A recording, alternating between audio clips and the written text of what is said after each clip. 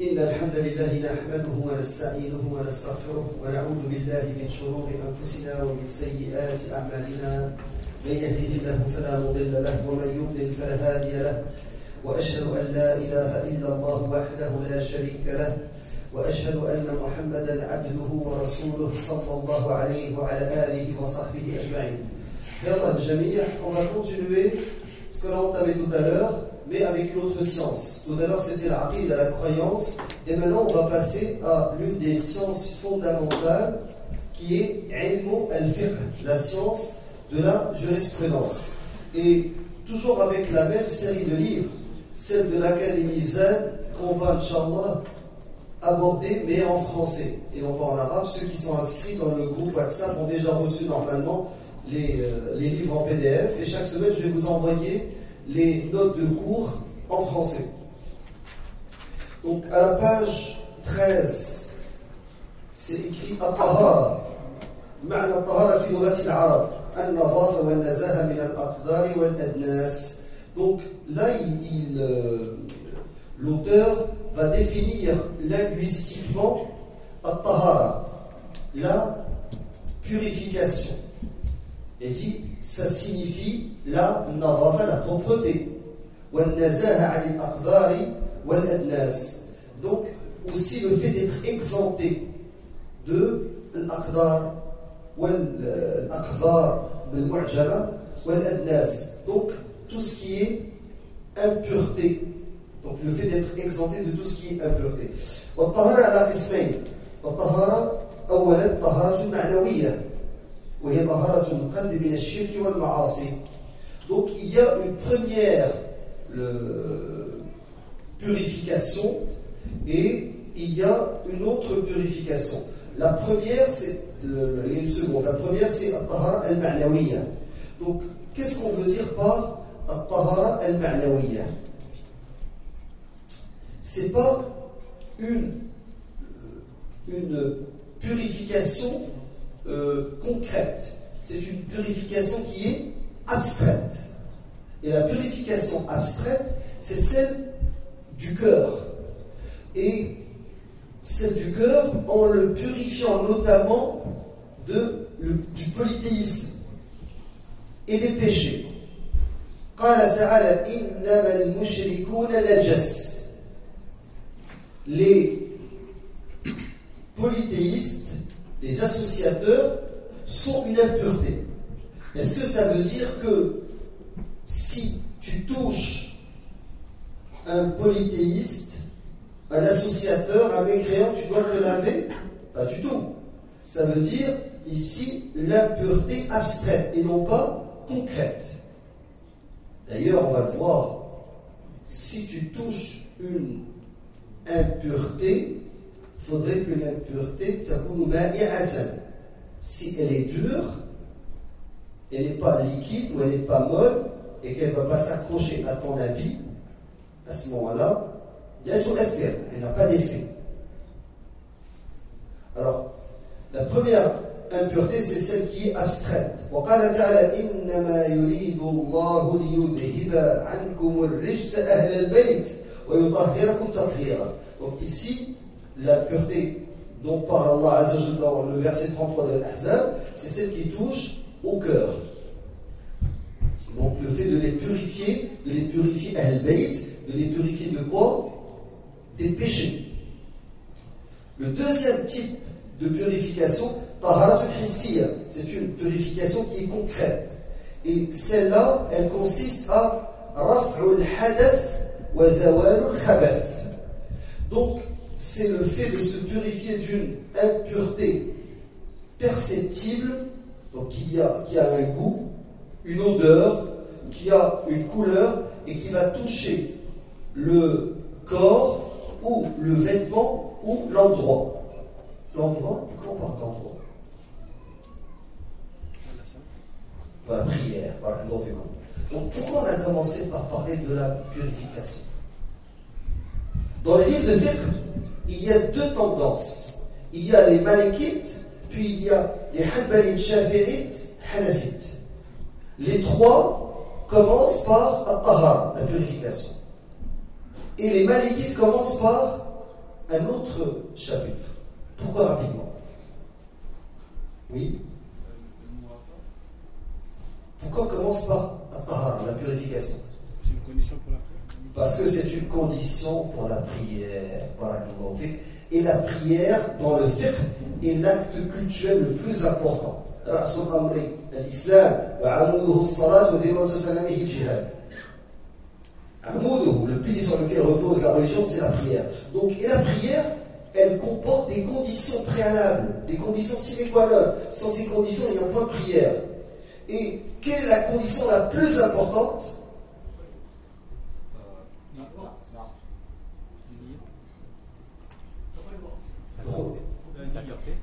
La pureté. Donc, ceux qui disent que le fait d'être pur, la purification est la condition la plus importante, généralement vont mettre le focus au début dans les deux vers sur la purification. Mais la réponse des autres frères qui ont étudié avec moi l'arabe et qui disent que c'est le waqt, c'est la position des malikites, c'est la position la plus juste. Pourquoi? Parce qu'il se peut que tu pries sans purification, avec la pureté. Tu es emprisonné dans une cellule où il n'y a pas d'eau. Et tu veux prier. Et tu vas faire les ablutions sèches. Mais tu n'as pas de terre. Les savants, ils ont dit, tu peux même essuyer le mur s'il y a de la poussière. Ok. Sur le mur, il n'y a pas de poussière. Tu n'as pas moyen ni de faire des ablutions, ni tayammum, les ablutions sèches. Mais tu pries sans eau. C'est une nécessité. Satur al-awra, le fait de recouvrir sa awra. Ok. Tu as été arrêté, emprisonné et on t'a dénudé. Ça c'est déjà fait. Donc la personne est nue. Comment il prie? Il se recroqueville en cachant l'awra al-mughallada et il prie sans être couvert. Tu ne connais pas Al-Qibla. La personne qui demandait était dans l'obscurité, sous terre, emprisonnée. Comment tu pries? Tu pries sans te tourner vers Al-Qibla. Mais la seule condition que tu ne peux pas outrepasser, c'est le temps de rouler le waqt. C'est pour ça que les malikites, ils commencent par Kitab al-Adhan, pour dire que la chose la plus importante, la condition la plus importante pour la prière, c'est al-Adhan. Donc ici on parle de al-Tahara, la purification, parce que elle relève de la prière, c'est une condition sine qua non de la prière. Et il a dit وَهِيَ رَفْعُ الْحَدَثِ وَزَوَالُ الْخَبَثِ. Donc ici, رَفْعُ الْحَدَثِ, c'est le fait de se purifier d'un état d'impureté qui n'est pas perceptible par la main ou par l'œil. Par exemple, al-janaba.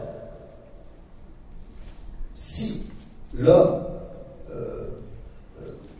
a une relation sexuelle, ou si l'homme il se réveille et trouve des taches de sperme, à ce moment-là, il est dans l'obligation de se purifier avec de l'eau, parce qu'il est en état d'impureté. Et si la femme a ses menstruations, pour pouvoir prier, pour pouvoir toucher le mushaf, elle doit absolument faire son lavage rituel, son bain rituel, qui est sous forme de purification d'un état d'impureté. Donc ici, al-janaba, elle n'est pas perceptible. Mais c'est une tahara qu'on appelle tahara al-zawal al-hadath. Donc al-khabath, c'est une saleté ou une impureté. Al-hadath, c'est un état. Et les deux sont levés avec la purification. Est-ce que c'est clair? Aqsam al-hadath. Là, il va expliquer au début qu'est-ce que al-hadath ou qu'est-ce que al-khabath. Il dit al-khabath ou al-najasa. Donc al-khabath, c'est l'impureté. Donc il faut absolument l'enlever. S'il y a une impureté, tu dois l'enlever de tes vêtements, de ton corps et de l'endroit dans lequel tu pries. C'est pour ça que les musulmans, ils ont souvent un tapis de prière. Mais est-ce qu'on est obligé d'avoir un tapis de prière pour prier à l'extérieur? Pas du tout. Parce que le Rasoul, il a dit, la terre m'a été offerte, ju'ilat al-ard tahuran wa masjida. Tahuran, la terre, donc c'est un moyen de purification pour faire les ablutions sèches. Et la terre aussi, c'est une mosquée. Maintenant, si tu vois sur la terre des traces d'eau et que tu sens de l'urine, à ce moment-là, tu ne peux pas prier sur cet endroit, à moins que tu jettes un seau d'eau, n'est-ce pas, pour le purifier. Le hadith du bédouin qui est entré dans la mosquée du prophète, la mosquée du prophète n'était pas faite comme nos mosquées avec des tapis, mais c'était la terre. Et un bédouin a uriné, et le messager leur a dit de verser un seau d'eau sur cette urine. Donc l'eau va purifier. Maintenant, si tu es à l'extérieur et que il y a un endroit dans lequel tu as prié et qui est exposé au soleil, après quelqu'un est venu te dire, tu sais qu'il y avait un chien qui avait uriné là-bas. Ben, tu dis qu'il n'y a pas d'odeur, c'est sec. Le soleil l'a fait sécher. Donc Cheikh Islam le Taymiyyah, il est d'avis que l'air, le soleil peuvent purifier. Parce que certains savants disent que c'est seulement l'eau qui purifie.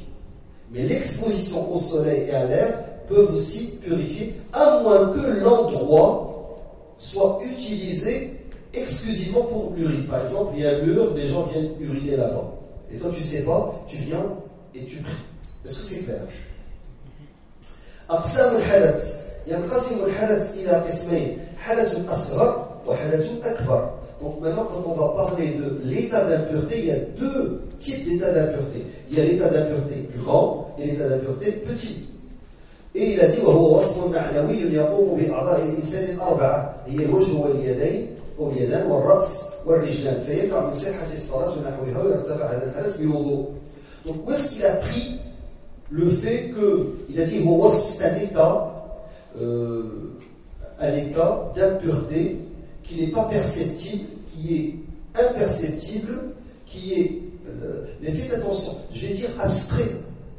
Mais quand on dit au début qu'il y a deux types de purification, qu'il y a une purification abstraite et concrète, izalatu ou raf'u al-hadath, on ne le met pas dans la partie abstraite, on le met dans la partie concrète. Je vais vous envoyer un schéma pour que ce soit clair pour vous. Donc, purification, il y a abstraite, c'est celle qui touche le cœur. Tu vas le purifier de le polythéisme. C'est pour ça que les ulama disent at-takhliya, qabla at-tahliya. At-tahliya, c'est comme si tu as un verre qui est plein, il faut d'impureté, il faut le verser, il faut le vider, ensuite il faut le remplir. Exemple, le verre c'est le cœur. Quand tu pries raka'atayn, les deux raka'at de l'Fajr, les deux raka'at, as-sunnah al-qabliya, avant de prier avec l'imam, tu as une sunnah de deux raka'at. Qu'est-ce que tu récites après le Fatiha dans la première? Qul ya ayyuhal kafirun. Et dans la deuxième raka'a, après la Fatiha, qu'est-ce que tu récites? L'ikhlas. Donc, tu vas purifier ton cœur, tu vas le vider de shirk en récitant ô les mécréants. Après, tu vas le remplir avec la certitude ikhlas qui est Surat al-Ikhlas, la surah de Qul huwa Allahu ahad, l'unicité. Vous avez compris? Et tu le fais le matin dans Sunnah al-Qabliya, celle de Al-Fajr, et tu le fais aussi dans Shafa. Dans Shafa et Witr, tu vas réciter Qul ya ayyuhal kafirun et Qul huwa Allahu ahad. Donc, ici, il a dit, où est-ce qu'il a pris l'auteur le fait de parler du visage, des mains, de la tête et des pieds? Là, du verset 6 de la surah 5, surah al-Ma'idah. يا أيها الذين آمنوا إذا قمتم إلى الصلاة فاغسلوا وجوهكم وأيديكم إلى المرافق وامسحوا برؤوسكم وأرجلكم إلى الكعبين. Donc ici dans ce verset qui comporte les piliers des ablutions, Allah subhanahu wa ta'ala a dit, oh vous qui avez cru, si vous vous levez pour la prière, si vous avez l'intention de prier, donc lavez quoi? Vos visages et vos mains jusqu'au coude, c'est ce qui est obligatoire. Les mains jusqu'au poignet, c'est une sunna, mais les mains jusqu'au coude, c'est une obligation. Faites attention, il faut commencer par le bout des doigts jusqu'au coude. Et il faut englober les coudes. Abu Huraira radiallahu anhu, il montait jusqu'au moitié du bras. Et des fois même, il lavait ses aisselles, radiallahu anhu, donc il exagérait. Donc au niveau de... Parce qu'il y a certaines personnes qui vont se retrousser les manches jusque là. Alors, il faut englober tout le bras au complet avec le coude. Et il faut aussi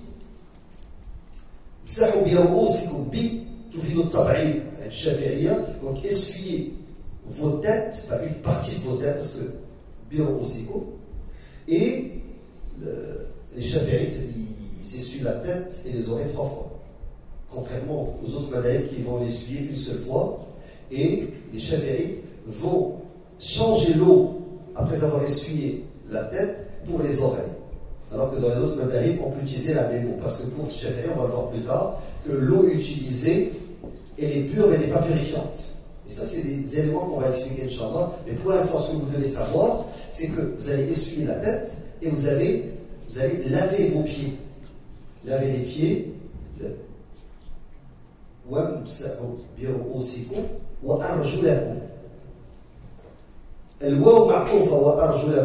C'est coordonné.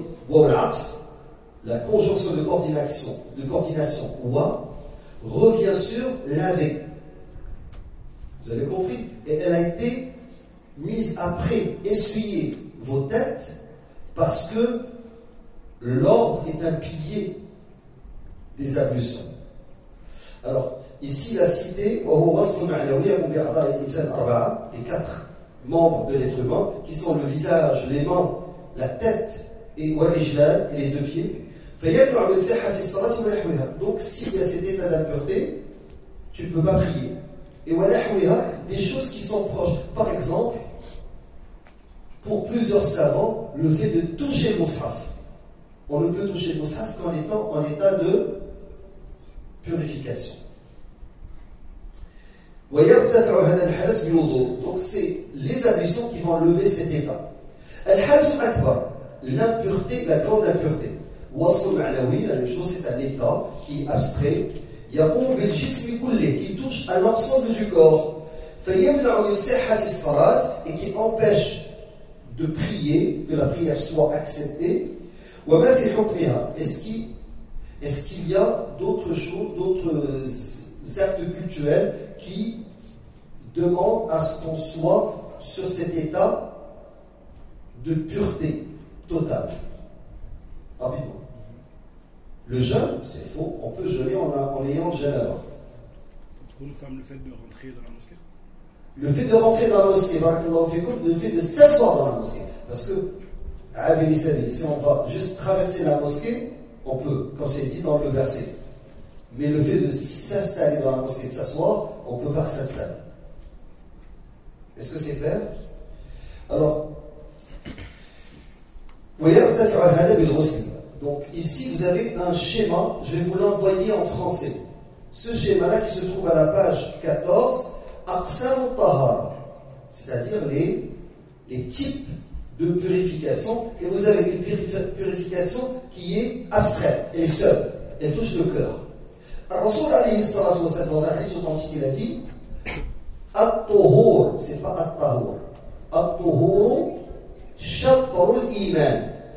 Shatr, c'est la moitié de la foi. Qu'est-ce que j'ai expliqué tout à l'heure? La foi, l'iman, takhliya wa tahliya. Pourquoi c'est shatr? La moitié de la foi, c'est la purification. Parce qu'avant que tu rentres dans ton cœur, al-haq, il faut que tu vides le verre, tu vides le cœur de le bardel.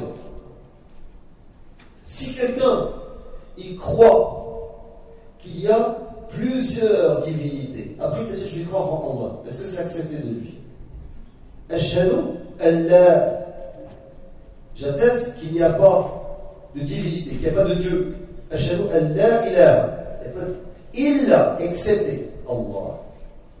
Excepté, vous avez compris? Donc, le fait qu'on dise que At-Tuhur, a dit le prophète, la purification et la moitié de la foi, c'est qu'il faut vider avant de remplir. Et les ulama ils disent At-Tahliya qabla At-Tahliya.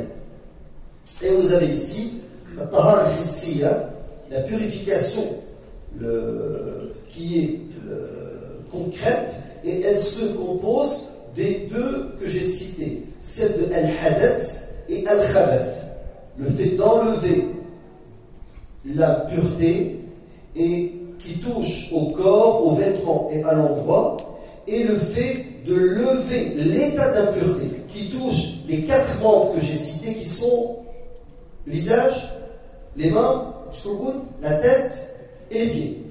Ça c'est la petite. Ou la grande qui touche l'ensemble du corps. Si tu as une janaba par exemple, où la femme, elle a terminé sa période de menstruation. La semaine prochaine, on va commencer la section de l'eau et des récipients.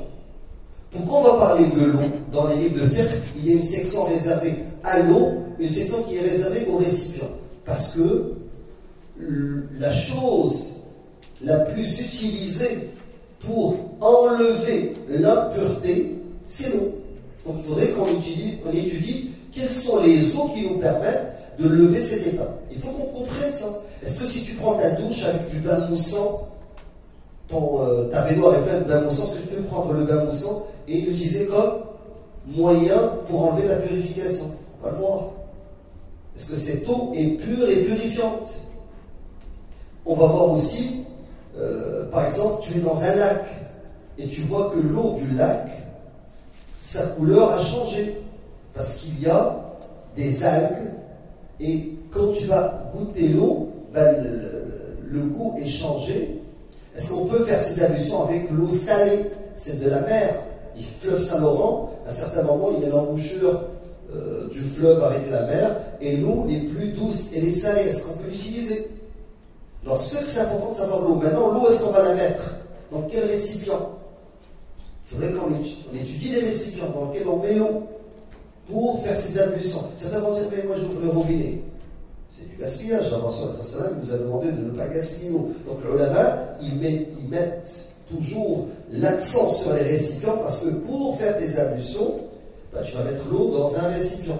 Et si le récipient n'est pas propre, n'est pas approprié, ça peut avoir un impact sur la purification. Donc la semaine prochaine, Inch'Allah, on va aborder on va avancer rapidement. Donc la semaine prochaine, on va déjà terminer le premier chapitre. Et je vais vous consulter sur le groupe. Est-ce qu'on fait des mini-tests? Les frères et les sœurs qui nous suivent et ceux qui sont présents ici. Regardez. Il y a 28 livres pour les 7 sciences. Nous, on va prendre seulement 8 pour 2 sciences, Aqida et Fiqh. Normalement, cette formation, j'ai suivi en 2017, 2018, c'était la première cohorte, et c'était 1 heure par jour, avec un examen hebdomadaire, et un examen mensuel, et un examen pour chaque niveau. Niveau 1. Ensuite, tu refais examen hebdomadaire, 1 heure par jour, examen mensuel, examen du niveau 2, niveau 3, niveau 4. Nous, on va le faire avec une rencontre par semaine. Donc, c'est sûr que vous devez faire de la lecture à la maison pour que vous me permettez d'avancer rapidement. Et quand vous venez ici, je présente ce qui n'est pas clair, j'ajoute des éléments, et vous posez vos questions, et Inch'Allah, vous allez maîtriser cette base. Ce qui va nous permettre de passer à un niveau après. Il faut être ambitieux dans la vie. Subhanallah wa bihamdika, ashhadu an la ilaha illa anta, astaghfiruka wa atubu ilayk.